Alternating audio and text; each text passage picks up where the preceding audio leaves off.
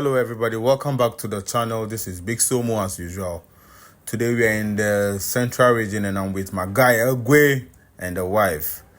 And today we are heading towards the Cape Coast Castle to learn, experience, and enjoy the place. So we set out to the castle, drove through some parts of the Cape Coast town, and the town is a very beautiful place, well laid out and super neat.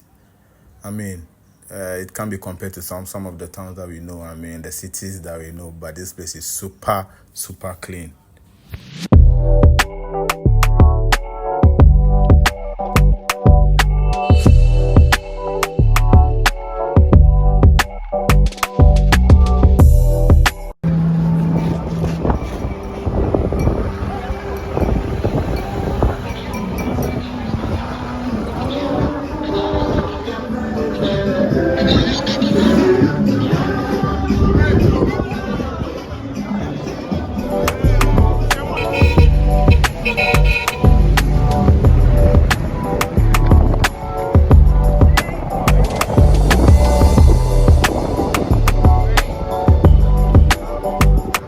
So we are ready to move in. That's the castle that sits magnificently over there.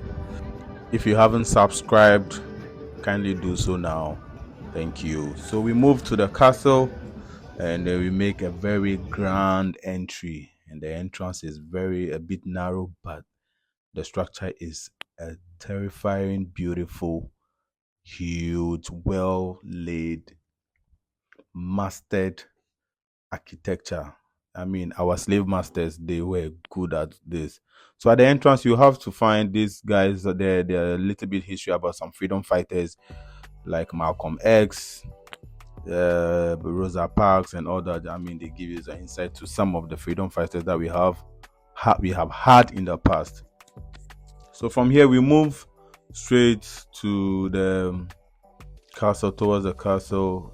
All these parts is the entrance. I was just admiring the architecture. I won't lie. And then from here we have this man. I don't know what he is doing actually, but we walk past him and move straight to the reception.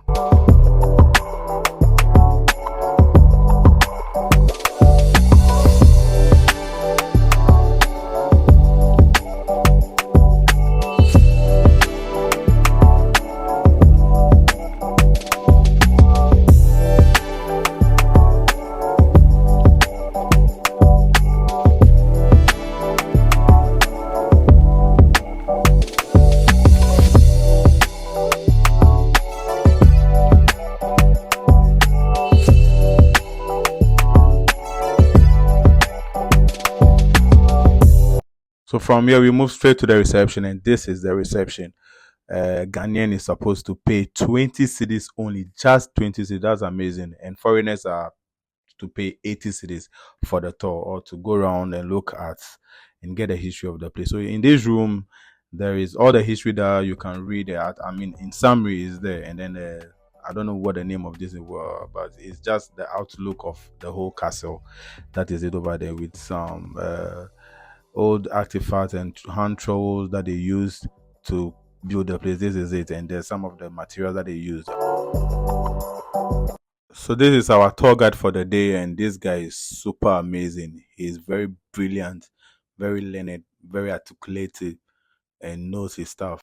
So before you start the tour, he'll give you briefings about the whole place, what to expect, and all that is in for you. So let's enjoy him. Let's come on. So today, we shall bear witness to those crimes that was committed against humanity. So the first place we shall visit today will be the Bail Dungeons. And right above the Bail Dungeons was the Church of England. So it sounds quite ironic to hear that Jesus was worshipped up there, and others died and born right underneath the church. So we study enter here. If you pigeon perfect, or where I go to express myself, bro. If you dey enter, you go feel some chilly death. Like I no go fit explain. If the whole thing be somewhere, like you go to imagine say, so like it be you them they march into some dungeon. Imagine all these places you they see the light for here. It be say they can fix them. The whole place, if they off the lights, you could see it's just some dark. Like, bro, this be underground though, dungeon. Them build this whole thing under the earth, and then they force you enter, bro. Charlie, Sean. So now we get to the male dungeon be this. As we enter, Charlie, I make scared. Like you go feel some chilly vibe. So our tour guide wanted to demonstrate to us the actual feeling of the place. So he make we stand, make it off the light, so that we know how the feeling of Charlie.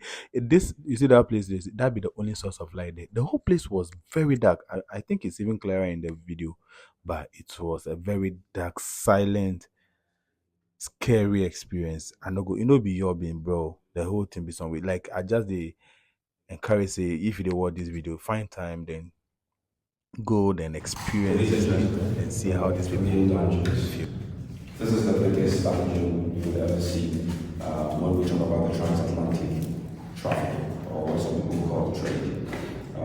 It's one big dungeon, but the British divided it into rooms. This is the first room, and we have 4 extra rooms behind us. A room, you can squeeze 100 to 200 in each room. So this room could hold over 100 to 200. We have 4 extra rooms, so if we should give it a range, the range was from a minimum of 500 and a maximum of 1,000 men or males in the male dungeon. And the longest stays in the dungeons was from 1 month to 3 months. The shortest stays was from a week to a month. Or you were forced here in chains and in shackles. And the reason is they were keeping you here till the next trafficking ship arrived.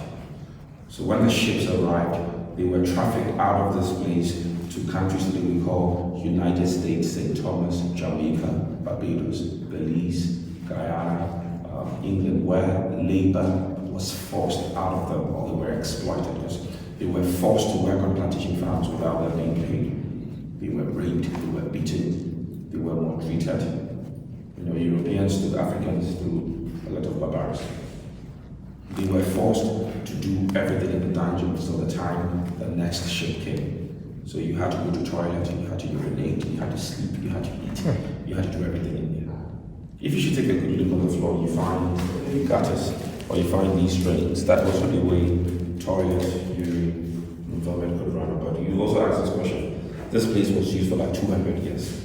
And does the gutter function throughout? No. With time, there was a buildup of human toilet, vomit, urine, blood, sand, mud. The whole thing got compacted, got solidified, and came up to this level. So to this level or to this height, all over, the place was filled with human excrement. So this is a solidified human excrement, vomit, urine, mud, sand, and bear in mind that we have 5 chambers. We only cleaned or excavated this room. We've had nothing like excavations for the other room. So immediately we step out of this room, remember, we are stepping on top of human excrement and all that, because the whole place is a crime scene. And at every crime scene, there's a need for you to protect and preserve evidence. So in the other rooms, what is on the floor is the evidence of the crime. It is also estimated that by the time the ships came, out of every 4, one died. So percentage-wise, that represents 30%. So 30% of them would not survive the conditions in the dungeons. On the ships, out of every 4, 2 would die. 2 would die. So that represents 50%. So out of every 10 bound from Africa to North America or Jamaica, etc., only 2 or 3 survive. So here I asked him, I wanted to know the kind of labor did they use the locals for the construction of the dungeon, or the whites themselves? So normally we constructed our dungeons, let me put it that way. What the Europeans did was to bring in some few masons, carpenters, engineers, and artisans. Of their own? Yes, from England, from Europe. Yeah. But the labor used in constructing the structure were Africans. Yeah. Right, so let me show you the other rooms also.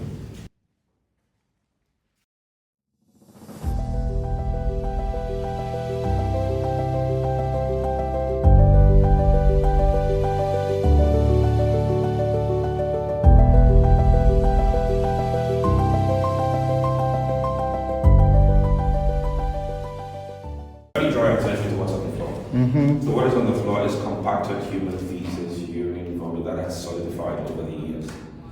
Hey, Charlie, so shit, vomit, blood, menstruation, and things. It be compact make like concrete for the like that too, bro. Charlie, nah, bro. Nah. Again, the entrance of that spy hole is closer to the entrance of the church. So whoever passed to worship in the church could smell, could see and hear whatever evil was being perpetrated. These rooms had no doors, but movement within these dungeons was so limited because you were chained and shackled in a way that you were stuck at one place at a time until the next ship arrived. Again, you could be surrounded with dead bodies. They will not remove dead bodies immediately. The dead could be with the living here for some hours or for a whole day before those bodies was removed and thrown into the sea. Let's have a look at that.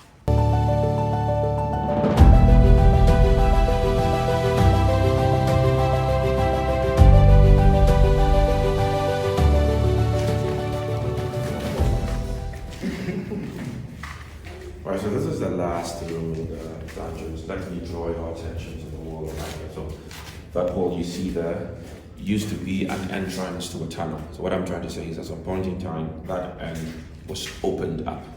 In chains and in shackles, all the men were forced through the tunnel to the door of no return. It is rather unfortunate today we cannot go through the tunnel. It is closed. Symbolically, the British closed it to mark the end of the slave trade or slave trafficking. So when we go up, I will show you some part of the tunnel and the exit. That room is part of the dungeons too. People were kept there in chains and in shackles, and I guess many of you are wondering what is going on here. Today, this room is a shrine. The reason is before the Europeans came, this particular land was a sacred place for the people of Cape Coast, meaning this was where they came to worship and pray to their God. But the Europeans came and forced them out. The British left the Gold Coast in 1957, so in the 1970s, this altar was erected and then the sacred stone was brought. The name of the sacred stone is Nana Tebri. So today people come here to pray and offer their worship to this deity, and this forms part of the African traditional worship or spirituality. And if you look behind, you will see there are some braids that are being laid mostly by the African Americans who come around and feel the connection with their great grandfathers and the people that they've lost to slavery. This is how we sign out on our first episode of our visit to the Cape Coast Castle. Make sure to watch out for the next episode. See you next time. Bye.